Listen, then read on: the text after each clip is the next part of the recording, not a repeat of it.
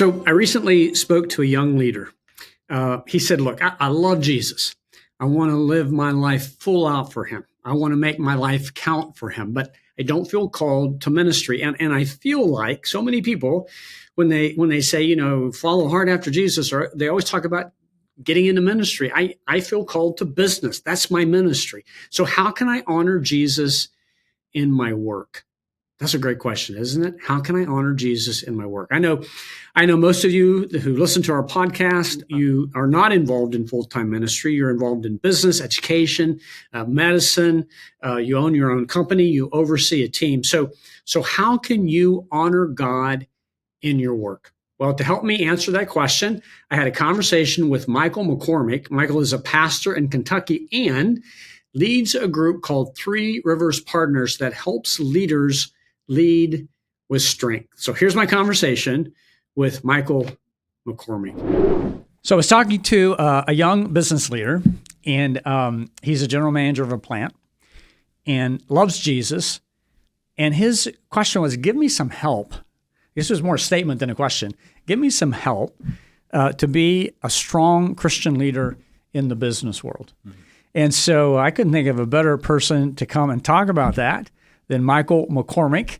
Man, it's great to have you here. Good to see you, Ron. Really good. Yeah, really good. Mike and I served together for 10 years. We traveled together. Yeah. We did a leadership conference in Panama. Yep. Yeah. I quote you all the time because when we were in Panama, we were standing out in the heat, and you said, one of these days, I'm going to be a weatherman in Panama. 90-degree heat, 90-degree humidity. Every day. Keep it simple. You don't have to worry about anything else. That's just right. 90 degrees. That was great. We had a great time over there. That was a good time. That was fun. Yeah, loved it. So God's been doing some great things in your life, and we're proud of you and just excited to see what God's doing. But I'm going to ask you some questions. We have a lot of businessmen and women who, they love Christ and they want to make an impact for Christ, and then they live in a culture that's kind of anti-Christian things, and they're trying to figure out how in the world do I maneuver this thing. Mm-hmm. So let's start with some questions, and then we'll see if we take some detours along the way. That's okay. Okay. All right. So you not only work in a church, but you work for a leadership group. Mm-hmm. What would you say are the characteristics of a strong Christian leader? So I'm looking at a Christian leader. What are the characteristics of that person? Yeah, love that. I've been thinking about the idea that I'm not so sure that it's as different as people think. I think sometimes there's a artificial separation between being a Christian and working in, say, a Christian environment and being a Christian and working, say, in a secular business environment. What I'm noticing is that the same attributes that make somebody effective work in both arenas. So that's an encouragement to me and to some people maybe who are spending most of their time in one. So for instance, a strong Christian leader does two main things. They move people in a direction and they make them better along the way, moving and making. A lot of Christian leaders have this idea that they just need to be nice all the time. But what really people want to do is they want to go to a destination that they haven't been before. And so you're starting at some place, but there has to be some type of challenge, some type of visioning, some type of direction where we're going. So within the leadership characteristic has to be a picture of something better. We're going to go somewhere and we're going to get that together. But along the way, a leader doesn't just use people or move people in a direction. They make people better along the way. I think John Maxwell actually says that the highest aim of leadership is the development of people. And I really think that's true. And it's true both at a kind of eternal level, because what's really going to last are people, meaning you're going to accomplish something, but it's going to be the people that are going to endure. And the impact you make in somebody's life, that's what's going to really last. So I love the idea of helping to develop people, helping them grow. I love even here, developing, right, followers of Jesus Christ. So that idea of people are growing. We're all on a journey. That's for everybody in life, not just in a church. And so really a leader committing to, hey, we are going to go somewhere, And along the way, I'm going to invest in and make you more capable, more stronger, more capable to serve and be a leader in your own world. So I think both those, a commitment to the direction as well as a commitment to the development of the person. You know? So that's good stuff. And we want to do that in a way that honors Christ. Sometimes people are in situations where they can do that more overtly. Sometimes it's just allowing them to see the values in our life. But it's interesting, Michael, I was thinking, if you read a leadership book, a secular leadership book, you can say, okay, I know the Bible verse for that, and I know the Bible verse for that, and I know so. All truth is God's truth. All good leadership comes from God. And the more you live like Jesus, it's amazing how that works in relationships with people. The way Jesus moved people in a direction, to way to say, hey, that the system is not working here. We have these flasks that are like old cracked pots, and we need new wineskins for what's coming, right? So he's challenging the process, right? But then the way he interacts with the individual to help see them with care and compassion, and he treats them like a human being who's got a thirsty soul. Like his capacity to engage, challenge, and care and compassion and empathy all in one. It's of course he's Jesus, but I'm amazed at if people really do take that look at Jesus. And think about his character, his results, and his relationships. It's you're not going to find a better model. And that extends also, we can talk more about this, but even the local church. I really think the pattern that is set in the Bible for the local church is a great way for collaborating and teamwork and all of the things that are becoming sort of buzzwords in leadership communities right now. I really think the church is actually ahead of its time and really has a lot to offer right now. Yeah. So I know you're a big sports fan.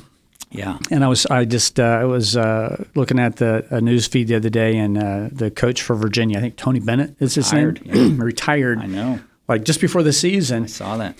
Very emotional. He said, "I can't do this anymore. Right. I'm not the coach to do this with all this NIL stuff." I saw that too. Yeah. Nick Saban, he's not said that specifically, but basically he just said the same thing. He tapped out right before it got going too far. I'm done with this. Yeah. I hear business leaders saying that sometimes too. It's different out there. The things that we were doing, the development stuff, the things we were doing 10 years ago, 15 years ago, it's different. And even with, I was talking to one guy overseas. At one time, he was overseeing like 1,000 people. And he said, used to like build these relationships and stuff, and now they may only be there for 3 months. They get a better offer for someplace else, particularly during the COVID time. Right. Yeah. And they're gone. So as you're working with business leaders, like on the inside, what are questions that they're asking about leadership, and how do I change to make sure I can? So we're back to developing people, but we have a different generation of people to develop. I think what you just said is exactly what I'm hearing, which is the generational transition is what's on a lot of people's mind, whether they say it like that or not. So, for instance, the young leader who maybe is a rising star stepping into a new seat. They are untrained and given this new opportunity. A lot of the questions they have for me are, how do we really get good engagement with the people? Like, I know I'm in charge, but essentially, how do I get people to do what I want to see them get done here? How do we do that? And unfortunately, a lot of the relational skills are not being developed the way that they have up until this point in their life. So because of social media, because they communicate with their thumbs, they break up with girlfriends through a text message growing up. Like they don't know how to have hard conversations, or they get their young 20s, and all of a sudden they're in this mid-20s leadership position, and they don't have some of the foundational stuff that people just got before that. Parents coming with them to interview. Them, or writing home. All of those things, the entitlement or enablement. So some of the young leaders just really don't know what they don't know, but a lot of them do want to do better, and they want to know. So they're asking, hey, how do I work with people to get this done, right? The older generation is having the Nick Saban thought, which is, hey, the world is changing around me. I'm not sure I want to keep going like this. It's probably time for me to transition. So how do I do that? And I'm having a lot of succession planning conversations right now with boomers who are saying, I built this thing, I led this thing, I started this thing, and now what do I do? Like, what do I do? Like, essentially an identity question. Who am I if I don't have this thing that I've been doing all my life? Right. But then also practically, like, how do I help this thing keep going? Because I don't want to put my whole life into this thing and then have it vaporize, So they're asking what's next, for them and for the organization. And then there's like this middle. I'm 47 now. Crazy, huh? I'm 47. So in the middle, you're still like teenage kid I was playing basketball with in your driveway. Give me somebody did cut your open, elbow, Felt bad about that ever since. Yeah. And I was thinking about that because I was always used to being the young guy in the mix, but now there's 20 years, 47. I could have a 27-year-old work with me. That's 20 years I'm older. So I'm finding me and my generation in the middle of the boomers and the millennials, and that's where a lot of the weight of leadership is starting to land right now. And the question of are we willing and ready to step into that? Like, are we willing to receive it from the person who's trying to hand it off, and also are we willing to look behind us and help the young person get instead of what's natural, like we were almost doing right there, and just complain like, oh, this next generation, they don't want to work, they're entitled, their parents will probably come to the interview. We think those things fell away. But then at some point I was actually convicted because I was saying a lot of that stuff, and then I thought, well, you know what? If I just said my job as a leader is to help people develop, then maybe I should meet them where they're at and help them grow. So that's kind of where I think my generation is how do we receive the weight and handle that well, and what do we want to do with it once we have it? We might agree or disagree with how it was handled before, but we're in that seat now, a lot of us, right? And then part of that is, are we doing a job of bringing up the next one in line? So talk about this. I was talking to a guy the other day, and he was talking about mentoring a younger leader.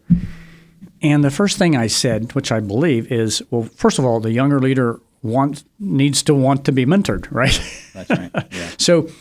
So I love what you're saying. So you got my age group saying, hey, I don't have the energy to do all that anymore, right? You got a younger group saying, well, I'm in charge, but don't really know what I'm doing. Right.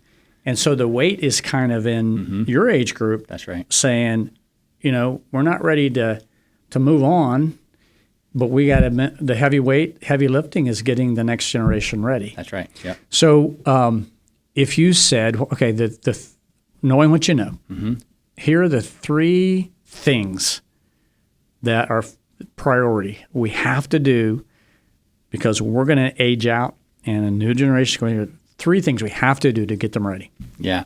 So my number one thing that I think is revolutionizing leadership right now. I've always been a big fan of this, but I just think like the moment is right because everything, the way you just set that up, is this idea of teaming or sharing leadership. So I think the best thing we can do for the younger leader is to include them in small pieces of what we're doing. So instead of viewing my role as a primary point person and just like delegating stuff down, that I'm actually starting to include them in like the visioning process of where are we going to go?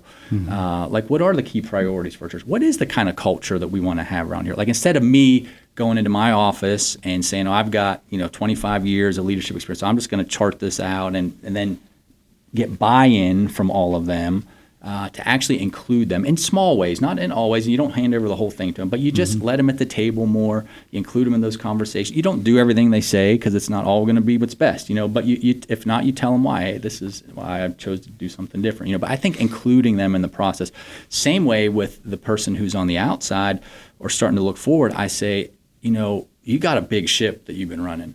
How can we break this up into small chunks and just start to hand some pieces off one at a time? Because I don't know that there's another human alive who wants to take the whole thing that you just built, And so I think this idea of sharing leadership, it helps the person who's exiting hand it off in manageable chunks. It helps the newer person step in a way that is manageable for them, that they can actually digest it and learn and grow. And it helps the person who has the weight disseminate that weight and do it in a way that you can still have some work-life balance. You still have a family. You're carrying the heavy load, but the weight. Well, cord of 3 strands is not quickly broken, right? 2 are better than 1. So Ecclesiastes has a lot to say about that idea of there's power, there's more return for your labor when it's shared like that. So that's actually my number one thing. Shared leadership. Sharing that leadership. Okay. Sharing that leadership. Doing it in small chunks along the way. The second thing I would say is strength-based leadership. So this is consistent with teaming, but it's kind of the idea that the way leadership had been done for a long, long time was more like a Superman or a Wonder Woman kind of style. So you had a very sometimes charismatic, and I just mean like dynamic kind of individual, very magnetic. They would draw people to themselves, and a lot of people flock to follow big leaders. But what we're seeing is that whether it's in churches or businesses, that there's a lot of cracks that are starting to happen because people were trying to take on too much, more than they could. So sharing that weight of leadership, you start to think about, well, how will I share it? And part of the answer is, well, I'm going to do it based on people's strengths. So I'm going to be good at some things. I'm not going to be good at everything, though. And I think every human is good at something, but not good at everything. That's, the spiritual gifts, that God's given certain gifts, that you have a supernatural capacity to do something for the kingdom, and some natural gifts that you're good at. But it takes everybody. And so building the team around people's strengths. So I kind of say like moving from a Superman to like an Avenger model of leader. So, the world is much more complex. The enemies out there are much greater. It's going to take a team of superheroes to take that enemy down, not just one superhero. So I like shared leadership, strength-based leadership. And then I think this idea of really kind of tapping into your core values so you know who you are, and matching that to an organization. So you want to work in a place, you want to lead in a place that's consistent with what matters most to you. And that means you got to do some personal reflection to know who you are on the inside. There's some healthy awareness, self-awareness that happens with that. And then also to judge the fit. Like, is this a place where I really can belong and can work in? Because if you're going to spend a lot of hours of work, you're going to really give your best. You're going to want to know that this is a place it's a good fit for me. Yeah. So. Shared leadership, strength-based leadership, value-based. And the values. Good. Value good. Fit, yeah. So let's talk about that. Get this question a lot. Hey, I'm in this business. I love Jesus. I feel like this is my value, sharing Jesus, and it is right. I want to do that appropriately, but man. In this culture where I am, anything close to sharing Jesus gets put down or I get called in trouble. So here's a leader, and they feel that call on their heart to appropriately share Christ. How did he do that? Just again, it can be different in different settings, I know. So we're talking generally here, but how do you balance that? Appropriately balance sharing Jesus with being a leader. I'll say the other thing too is we want to share Jesus. Even I'm talking from being in church leadership for a long time. Right. You want to share Jesus, and you want to practice everything you preach, right? And sometimes you have to have hard conversations with individuals, and they come away saying, "I didn't feel like Jesus," and so. How do you balance? How do you balance all that? Yeah. So I was running a session, leading a training with a group, and about 6 months into it, I was doing a one-on-one coaching session with someone from the group, and it just seemed like a good opportunity for me to say, "Hey, I also am a pastor. I also work church." And she said, "I knew there was something different about you." She's like, "I just knew it."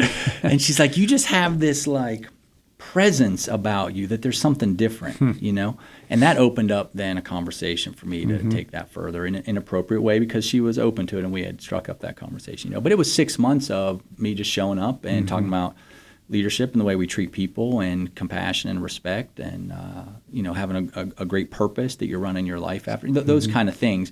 So one of it is, I think, be more like Jesus. Like a lot of Christians think that there's Jesus in their church world, and then there's their work world, and they know how to sing and go to small group and talk about Jesus, but they just don't know how to do that over here. And Alan, like if you just be who he's calling you to be in that same environment, it's going to work. So I was thinking about James. He says, be quick to listen, slow to speak, and slow to become angry. Like, what a great practical tip. Like, listen to people, like actually understand them. Yeah. When you speak, be thoughtful about your intention. Like, am I doing this to build them up or to tear them down, right? And be slow to be angry. Like, it doesn't say never get angry. Sometimes anger is what's needed to make that point. But you've built a relationship with that person so that it's not coming out of left field, and they know if they've been out of line. And that's actually clear as kind in that situation, because you know you can't tolerate. And it's tied back to the purpose and the culture that we're trying to build here. So I think a lot of times, if people worry less about talking about Jesus and more just about being like Jesus, the talking about him will come. Now, I will say also, my experience doesn't line up with that, in the sense of what I'm more accustomed to seeing is that people will talk about a lot of their different faiths. So some people are Christian, some people are other religions, some people don't have any religion at all. So every once in a while I'll hear like, hey, don't bring all that religious stuff into this. But as soon as they say that, they would be dissing somebody else's religion in that conversation. So I hear more of a like, that's right for you and this is right for me, than I do don't bring any of that into this thing right here. Where people are uncomfortable is when you start to force them to believe or say what you're saying when it comes to the Jesus thing. But if you are clear about being a Jesus follower, my experiences in business that's not an automatic ding, because there's going to be other people who are going to have other faiths. And the more, say we want to say about diversity, which would actually be an interesting conversation, but the upside of diversity is you can be you. So nobody can tell you not to be you if they're tooting the diversity horn on that sense. That's a great point. Yeah. So I say you lean into that and you just be honest. And what you don't want to be is hypocritical. That's where people get upset. Is, man, you said this, but then you treated me like this. You spoke down to me. You looked down on me. That's where the line gets crossed. If you actually treat people like Jesus did, which is love and confrontation, it's not just warm fuzzies. I'm not saying that. I find that people are very receptive. Yeah, so I think it's a fantastic point, because I was thinking about teachers that I had in high school or even junior high or secular college. They did not have a Bible on their desk. They didn't pray before or after, but you knew they were a believer because of the way their presence, the way they handled themselves, the way they interacted with people, and what you said, the basic values of leadership, honesty, integrity. Those are all scriptural values. Yeah. Speaking direct truth, truth telling. Tunch. I remember Tunch used to always say, I fell in love with the body of Christ before the person of Christ. Yeah. And I think this is a little bit of an extension here, because he was really drawn to the community, which I do think is a biblical value of, again, community. We're not lone rangers out there. So bringing that into your leadership community actually is a wonderful testament to how the church is ahead of business on that. But I think you can have that same effect, like. And I think Paul says, right, that you are the letter that I'm writing, talking about people's hearts, And so when you go out, and as a preacher, you preach a sermon, and your greatest desire is that people who are sitting there on that day take that and go everywhere they're going to go with that message. Like, you want them to do that, right? So when people receive that message, then they go into their workplace or their office or their neighborhood or their community or the board they serve on or whatever, when they can genuinely bring the presence of Christ into that. And I actually just said this past weekend in a message that I think the greatest contribution that a Christian can make in our culture today is a non-anxious presence. Someone who can be like Jesus, that he's always in charge. Like, he is never frazzled. He's never hurried by somebody. Hurry up and come, you're late. No, I'm going to get there because the Lord has a purpose. Or like the woman caught in adultery, and they're going to stone her, and they said, "What are you going to do, Jesus? You think we should stone her?" The Old Testament says, law of Moses said, let's stone her. He pauses and he writes, and he says, "Well, whoever doesn't have any sin, go ahead. Why don't you start?" And he just called. Jesus has this way of like cutting through the chaos. And I think it's his prayer life. It's his centeredness on the Father. Many times he gets away for solitude and prayer, and he comes out, and refreshed. And Robert Greenleaf, in his some of his books on servant leadership, he talks about the idea of getting away for solitude and discipline and connecting to your purpose and your mission. Like, when you're when you're on track and you're in a proactive sense, meaning you're moving toward a purpose, what matters most, then that makes a difference. Most people right now are just anxious and panicked and on edge all the time and tense and aggressive. And I mean, that's what's happening in workplace cultures right now. And if you can come into that kind of arena and be a stabilizing, non-anxious presence, I think people are looking at that saying, that's different. I want more of you over here. Yeah. So let's talk about how to do that. So let's say you're a young leader. You want to represent Christ well. They hear, but I'm not going to stand up on my desk and share the gospel every day, but I'm going to show people what Jesus looks like through my leadership. Yeah. And I'm in a culture that needs that. Yes. For a young leader, we always talk about building a culture and developing a culture, and this was the culture of this place or that. What does that mean? Well, first of all, let's just start there. When we say let's build a culture, what does that mean? And what do we do to build a culture? Again, it's not going to happen overnight. Yeah. It takes time. Yeah. What do you do to build a culture? So first, great question. I think that might be the most important question of the day right there, because when I do strategic planning with organizations, about 1/3 of their strategic plan, 1/3 to 1/4 of their strategic plan is about culture. So it is top of mind, especially coming out of COVID, rebuilding a culture, creating a culture, and culture usually shows up with scores about engagement, employee engagement, patient or client satisfaction, and then retention. So can you keep your workforce? Are they happy coming to work? And then do they deliver what's needed for the client? So most companies have metrics like scores, they take assessments on that, and there's reports, and they're held accountable, and there's work that happens. So that's happening. Culture measurement is a part, and so it's becoming such a big deal that people are putting it on their strategic plans to say, how do we move this forward? Here's where we are now. That's not going to cut it. People aren't coming back to work. They're not just showing up because they don't want to come to work all the time, or we've got to be a place that people want to come, right? So that whole thing, the whole workforce crisis, it's a big deal. It's a big deal. I say that we talk about culture being about the attitudes and patterns in relationships and the way we treat each other, attitudes and patterns. So the way that I see people, the way that I feel about people, and then the way that I treat people creates a pattern in a relationship. So it's like a marriage. You have two people, and there's these patterns that happen.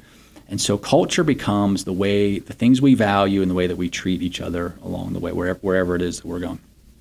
And I think one of the most important things is to actually start by having a conversation about what is the kind of culture we want. If this place we're working exactly the way that we could wave a magic wand and create the ideal work culture here, what would that look like? And you actually get people in the room, like we talked about, including some of those even younger leaders. A lot of times this happens at kind of that senior leader level, but usually there's input from kind of front lines or mid-level managers. And you start to have the call. It's an outcome-oriented statement. You begin with the end in mind. You start to define that. Then you say, okay, well, if that's the culture where we want, how do we take a look at where is it working well? And I actually like Ken Jennings, who's the founder of Third River. He says every organization has success. It's just unequally distributed, meaning you've got little pockets that are working well, but it's not working well everywhere. Right. So you start by taking this asset-based approach and say, well, what do we have that's working well in our culture? Who is a good example of that? What's one team that models that well, right? You start to pile these examples of what good looks like, essentially. And then you get this small list and you say, well, what are the top 3 biggest barriers really between where we are right now and the culture we want to create? If we could break through 2 or 3 big things, what would those be? And you identify them. You name them, you call them out, you put them on the table, and then from there you start to make an action plan of how are we going to get from where we are, what we have going well, to break through those. A lot of times this is where people will bring us in to do work because they know that they want to go here, they're right here, but the how do we get from here to here is a big jump. And so that's where we come in with some training, some helping a leader change the way they think about things, the way they feel about things, but changes the way they talk and show up. And what happens at that point is people get a common language. So culture is also about language. We know how to talk. When we say certain words, we mean those things, certain frameworks we have. and a common set of values that we can always kind of hold. They become the guardrails. If the vision and the direction is more results oriented, the values and become the culture guardrails of how we kind of maintain ourselves instead of going out of bounds on our direction or wherever it is we're headed. All right, so here's one for you. So let's think about the fact that as a believer, as a leader, we're called to excellence. Yeah, love this one. And I heard this story. I've never been a huge Tom Brady fan just because I was not a Patriot fan, right? But the more I've heard about him, the guy has a chip on his shoulder because he's drafted in the fifth round or whatever. Right. And so there was this quote by Baker Mayfield, who now is the quarterback of the Tampa Bay Buccaneers, right? And Brady was the quarterback. So Mayfield says, yeah, we're building a different culture. When Tom was here, it was so stressful. And Brady said, well, I didn't know I was running a church camp. He said, I thought we were there to win. I thought we were being paid to win. Yeah. And I thought the people of Tampa Bay wanted us to win. Right. And to do that, you have to be excellent. And you have to have someone pushing that excellence. So respond to Baker Mayfield and Tom Brady. Yeah, that's good. Well, Mayfield got outdone by Lamar Jackson the other night. So I'm not sure what he was thinking about his culture, but it didn't work real well the other night. I know that. Yeah, the church camp culture may not work. Right. And I'm not sure that Mayfield is known as being a church camp goer, really. But I like. He's from Oklahoma. He's got to be a Christian. Yeah, maybe. Everybody in the South is, right? I remember being in Texas at Dallas Seminary, and I said, "Oh, where are you from?" And they said, "Oh, I'm from up north." I said, "Oh, really? Me too." I said, "Where are you from?" They said, "Oklahoma." I was like, "Oh, I thought you meant like yeah, I meant north of Texas." Texas going to get. They crossed the Red River to get there. Right. Relationships and results. We talk about a leadership wake, the wake you leave behind. You can tell a lot about a leader by the wake he or she leaves behind. Meaning, when you sweep through, maybe Brady, maybe Mayfield, when they come and they go, what's left behind? Right. That's how you measure the impact of a leader. And generally, what we say is to be intentional about your leadership means you are focused on results. Tom Brady, what you were saying there, and relationships. Maybe that's church camp. Both are necessary. And we like to say results move at the speed of relationships, meaning you can whip a horse to go for a short time and you'll get a quick burst, but over the long haul, that's going to fade. So if you are in it for results, I would say set tangible, practical, all the SMART goals, those kind of things. But I want people to also be thinking long term. If we do this in the next year or two or three, then what? Where are we really trying to take this thing? So results is not just short-term results, it's long-term results. And I've worked with a lot of teams that, man, they drive it for the 1 year or the 2 or 3 year, and then everybody is just spent and tapped out.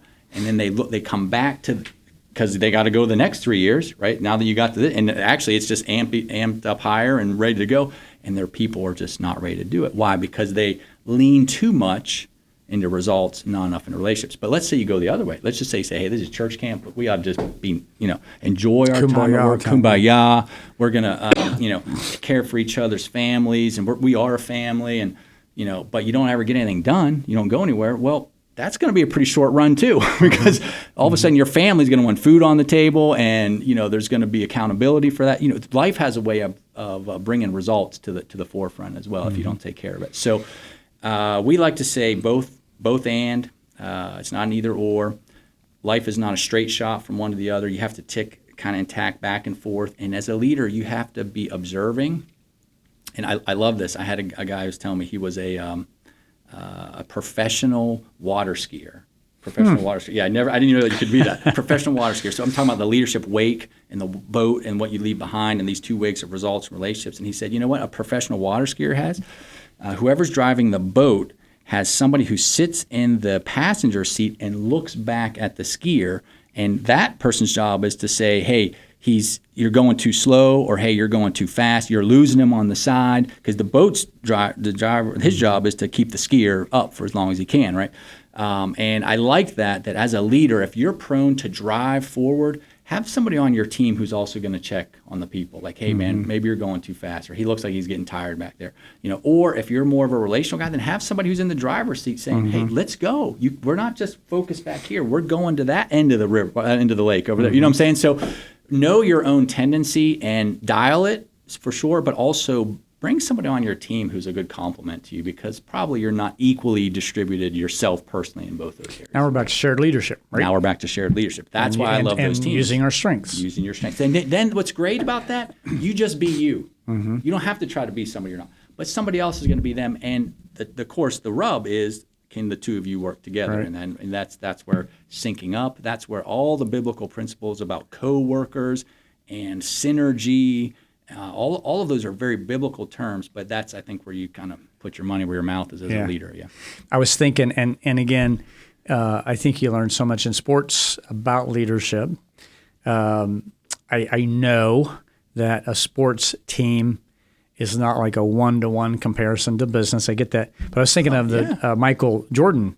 You're a Michael Jordan fan. Absolutely. And the documentary on Jordan. Yeah. Not many guys liked him. No, he wasn't that well liked. He was not liked, but they liked winning. They liked the rings, right? Yeah. And so I think about that right. in leadership sometime, But not many got to go on that ride the whole time with him as well. So it depends on, if it's about Michael Jordan, that's great. But if it's about the Chicago Bulls, or if it's about the whole team, that's another thing. So again, it's how do you measure success? And a lot of leaders, if we're honest, we're all this at the same time, but there's a big part of us we're trying to get to the end goal where we've got all the rings, and it's about us a lot of times at the end of the day. Now, we're not abusing people all the time or terrible people, but there's a lot of, I'm measuring myself by where our team gets. Yeah. And that ego and just a little self-oriented can be a problem. And keep us from sharing things and creating the right kind of culture, and maybe slowing up a little bit, not forever, but just enough that other people can catch up and we can go together. Someone said the old African proverb is, you want to go fast, go alone. You want to go far, you go together. And sometimes they got to pick up the pace. Sometimes you got to slow it up. Remember the old rope they used to give us? Pull it too far, it snaps. You're too close, it sags. So you got to have that nice tone. I think that's right. You got to keep. And the Bible talks about keeping in step with the Holy Spirit. I think that's where that comes in for me personally, because I've sagged either or I've pulled too hard sometimes. And a lot of times that's me checking in with the Lord and saying, what's needed here? I'm ready to go. And he says, hold up. Let them catch up. Or I'll be like, we're not going anywhere. And he'd say, well, then pick up the pace. I think he sets the meter. And I got to follow that. But I do gauge it based on the relationships and the results, really. Right. Yeah. Well, I think that, it's so critical. And as I'm asking that, as we're thinking through that, it goes back to the shared leadership. So you could have a Jordan that's driving like crazy. That's right. And someone else is probably, they don't get there's no documentary on them, but they're probably the guy in the locker room keeping people together. Yeah, they all have those guys too. Making sure what Jordan said is interpreted in a way that he's just out, the whole bit. So. And I think we may be down the rabbit hole too far on sports, but if you think about I think it was last year's NCAA championship, right, with Caitlin Clark's team and then Zach Edey's team for Indiana for Purdue, they were both the superstars on their team. So they were like a one-dimensional team, but in both cases they lost to a more well-rounded team, even though they are amazing players. They're both crushing it in the NBA. Caitlin is for sure, and I saw Zach Edey had a good game the other night too.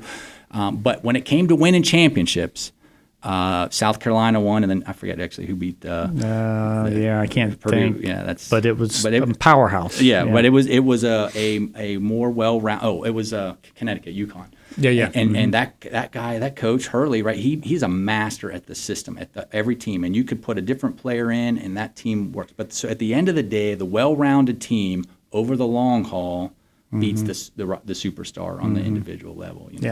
So a leader's listening, and they say, "Okay, I'm in." They want to have this good to great, the Jim Collins stuff, good to great mentality. Yeah. Okay, so I think things are good, but I want it better. I always want something better, right? Yeah. So what's it take for a leader to get to the next level. They kind of got in their mind what their visionary, they got in their mind what that next level looks like. And they got to get people around them to do it and all that. But for them, what would you say? Okay, here are the things you need to think about to get to that next level. Defining it is step one. It sounds like in that case they have a picture of where they personally want to be or where the organization needs to be. My experience is the biggest barriers are maybe not what they think they're going to be. The biggest barriers are usually in their mindset, because they've been functioning a certain way, doing things a certain way for all their life and got them to a certain place. But what got them there may not be what's going to get them to the next level, right? So what we're talking about, this is what's really hard. It's really hard is change. Like as a leader, and I guess by nature, growth and development means change. But we like to talk about growth and development more than we do change.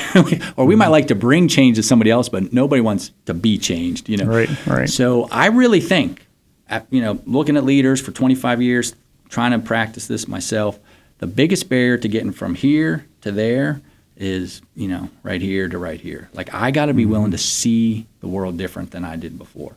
I got to be willing to feel differently about people and problems and circumstances around me. And then eventually I'll be able to show up differently, and what's going to be what's going to take for me to get there. So I like to think about starting with the way that you see your purpose, the way that you see people, and the way that you see problems as three very specific ways to start to make adjustments in your mindset. Do you really know why you're doing what you're doing? Not just where you want to go, but like the big picture why. Are you really tapped into the why?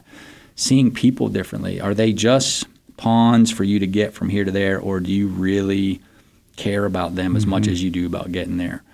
Seeing them differently, seeing their strengths. There's people all around you that are probably underutilized right now, but if you saw them really at what they could bring to the table and unleash that, would help you. So see people and then see problems differently. There's so many leaders that just get caught in, I know you've heard this term before, like caught in the gap.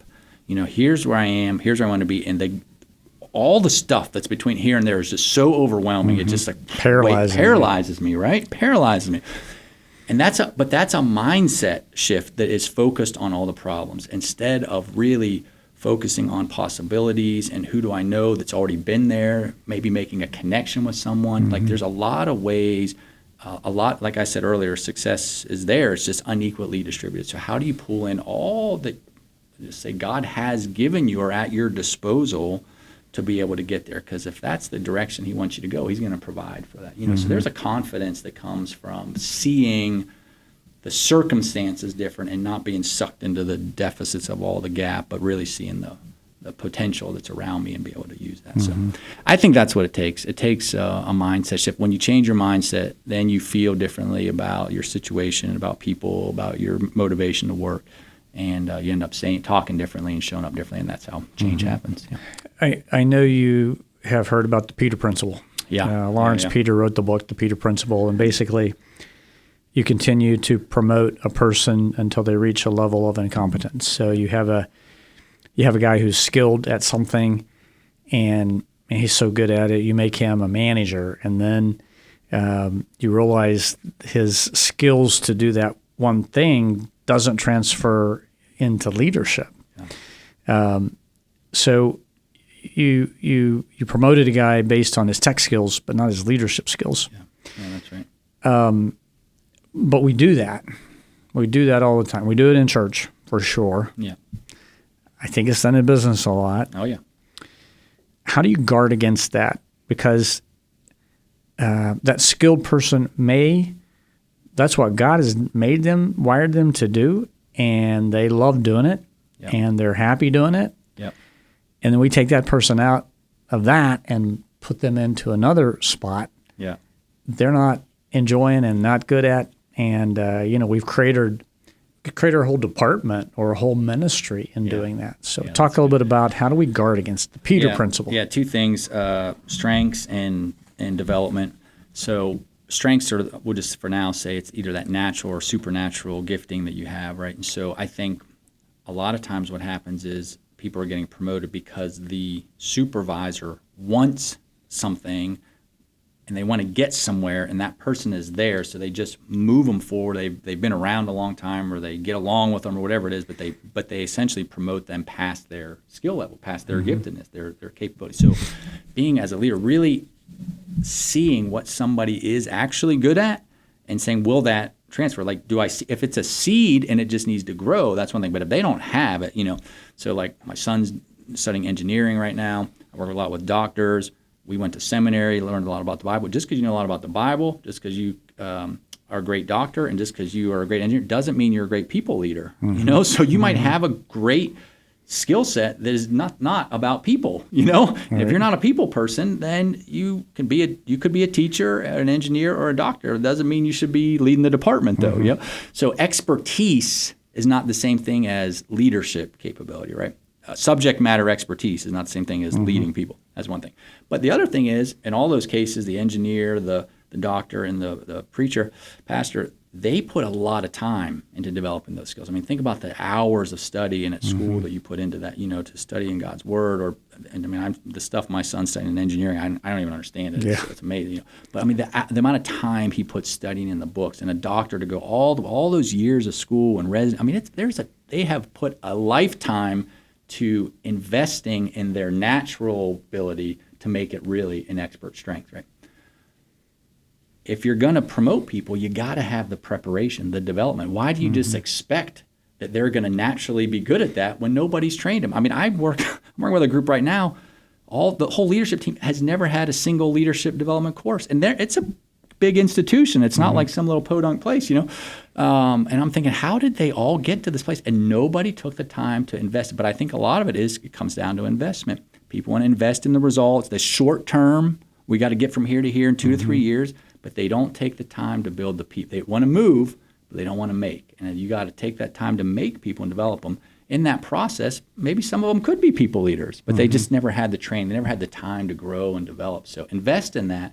So it could be a wrong fit. It could just be not quite enough time to develop and give them the opportunity to grow. Push back on this, Yeah. because I could be wrong. I've been wrong many, many, many times. That person who's skilled and they're really good at it, if they're a leader, and we're going to argue, we could argue back and forth, is that a spiritual gift or not, and is it just innate or developed or both really? Right? Yeah. But so you have this group of people, don't know who they are, but they got these skill levels, but they never. Would a leader at some point break out of the pack? Oh, yeah. A leader, I mean, so. they're going to say, yeah, I'm really good at this brain surgery stuff, but I want to train 10 other people to do that. That's right. Yeah, it depends on what you're looking for when you put them in that space. If you put them in that space because of their subject matter expertise, they might be a great influencer or a great consultant or a great input, but they may not be the right leader. But people who are leaders are going to lead, right? So they're going to run school projects. They're going to have, when they were in their residency, they were a chief resident because they took over extra responsibility, in the medical world. They're going to rise to the challenge. They're going to emerge from a group. They're going to step up into those situations. So that's what you want to be looking for, is where do I see a seed of leadership, somebody who's got great relationships with people, who can deliver results on time with others, not just as an individual contributor, right? That they're a team player, right? Someone who can win on a team, not just be a solo shooter all the time. You start looking for that, and whatever the leadership culture is that you want, you have that in mind as well. Are they already embodying what I want to see? Like I like to say, would they be a good positive model of the culture and the direction that we want to go? Because if they're already embodying it in some small way, faithful with little, you'll be faithful with much, right? You want to look for a seed in the small way. So that's when you want to develop and invest in water and grow that, because then it can flourish. If that's not there at the beginning, you're not going to do a transplant and put it in there. You're going to nurture something that's there, not put a transplant that's nurture something that's there. That's a great point. That's a great point. I could ask you 100 more questions, but I had one more, and then we'd love to have you back sometime. Yeah, I'm ready. And we'll get some people send in some questions too. And you have a leader, and we've talked about shared leadership. Jim Collins writes about level 5 leadership. Yep. Level 4 is Humility and good, resolve, right. but good to great. There's a humility there. There's this isn't about me. It's about a bigger purpose. That's right. I don't care that my name's there. Right. I care that we're moving Getting it after done. our mission. That's right. Yeah, that's right. Clint Hurdle, I love that. I used to manage the Pirates, and I did an interview with him one time, and he said, if I'm the smartest guy in the room, I got to get a different room, or I got to get different people in the room. Yeah, that's a good one. But for most leaders, that's too intimidating. Mm-hmm. I shouldn't say most leaders. I should say some leaders. That's so intimidating that they don't want anyone around them that's stronger or smarter or more skilled. Yeah. I'm making a statement. Maybe I'm wrong. No, I think you're right. But why do you think so many leaders are reluctant to do what they need to do to get to that level 5 leadership, or that not being the smartest person in the room leader? Yeah. First of all, that could be, and that's a specific example of a barrier that would keep them from going to the next level, right? And that's what we're talking about. You got to see yourself differently and people differently. Mm-hmm. So if they don't get over that hurdle, they're not going to go to the next level, because they'll always be the lid. They'll always be the thing that keeps them. Whether it's the ceiling principle or whatever. The law of the lid, I think Maxwell calls it. Yeah. As far as the why, to be honest, I think that a lot of leaders get their identity from their role. And so they're still trying to prove to themselves or somebody else that they've got what it takes, and that they need that leadership role to validate who they are to somebody, something in their heart, mind, whoever. Maybe somebody said something to them somewhere down the line, and they're trying to prove that person wrong. Or everybody's got their own kind of motivation. But when you can kind of so ego is, I guess, part of that control, identity, and it's not like those aren't bad people. Like that's all of us in some level. Just to be clear, like I'm not saying there's those bad people out there. I think you put your heart and soul in something, and man, you're giving yourself, and you're being measured by it. There's reality that you're accountable. That's how it works.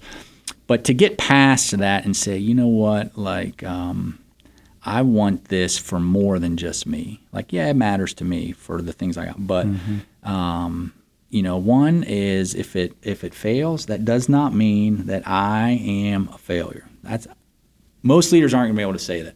But I think that's the absolute truth. Just because you failed at something doesn't mean you're a failure. Now, entrepreneurs get this; they fail like a million times, right? Sports people, they fail, they lose. Very few perfect seasons in this world, right? I got to play on one in my life, in Little League baseball, and I still remember it. That's how rare it is that I can still remember it, But most people don't, and good coaches will tell you, failing, you fail forward. Failing is first attempt in learning. Failure is part of development and growth. But when you're measuring yourself by the scorecard, you feel like a failure. And so I think maturing past that to say, and some of that's just losing a few times and getting back up and be like, oh, I'm still here, that didn't go the way I wanted, but I'm not done yet, So I think there's some maturity that comes from that, and then the humility ultimately to say it's not about me. If you really do, I've been in a lot of tense situations, a lot of hard conversations, church, not here, other places, and sometimes it just workplace. It gets hard, and the conflict is hard, and all the trends are not always up, and they're falling. And I think at the end of the day, if you can get in the room, this is what's saved so many times, is to say, we want to do what's best for this place, for this church or this business. Like, we are got to do what's best for this. There's a bigger purpose. And if we can all rally around that and tie people to that, then all of a sudden it's not about me. That's actually why I like shared leadership too, because you connect people to a purpose, not to you as a person, and that kind of takes some of the pressure off you. I'm one of the key players. I'm pulling in that direction, but at the end of the day, it's about that. And if I succeed or fail, this is still going to go on. Yeah.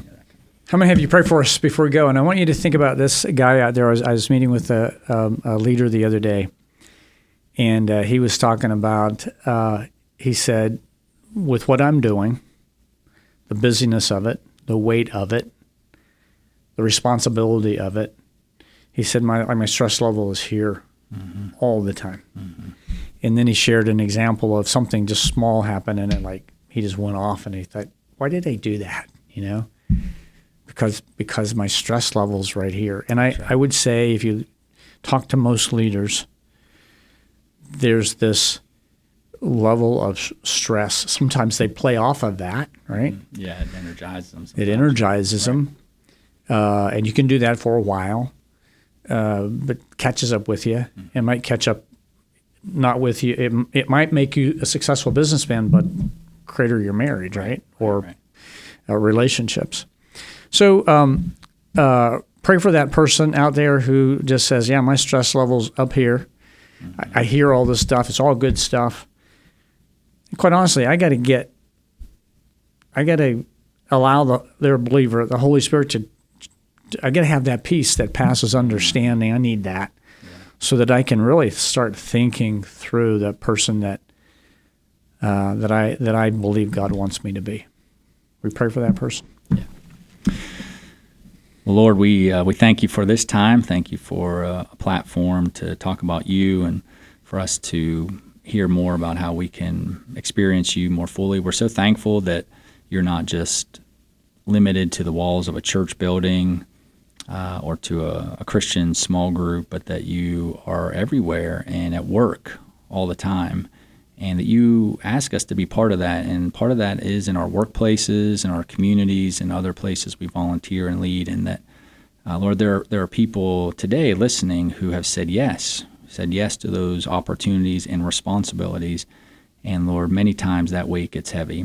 And so I pray, Lord, that today you'll just remind them that you never leave them, you never forsake them, that you are with them in that moment.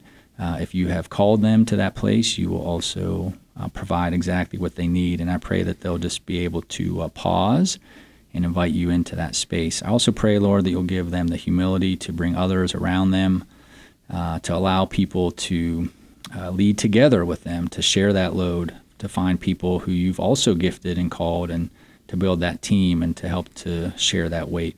Pray, Lord, for a sense of purpose and calling and direction that comes from you. And we pray for the resolve to keep moving forward. We love you and thank you for this time. In Jesus' name, amen. Amen. All right, we'll do it again. Deal. Thank you. Thanks for doing it, Mike. Glad to do it. Leading with strength. That's what all Christian leaders want to do, right? We want to lead well at work, and we want to lead well at home. And we know that at the end of the day, we can only lead well by the strength that Jesus gives us. So let's make sure we're in the Word. We're following hard after Him. We want to provide podcasts that help you engage deeper in your spiritual journey. So let us know how we can help you do that. If this podcast has been helpful, be sure to hit like. We have a great team who puts this podcast together. Jen Booth is our executive director. Ryan Jorgen edits and produces each podcast. Laura Crane promotes the podcast on social media, and Mark James makes the digital delivery right to you. So join us next time as we have an emotional conversation with the man who had to work through many wounds from his past so he could follow hard after Jesus in the present. Join us next time. Thanks so much for joining us today.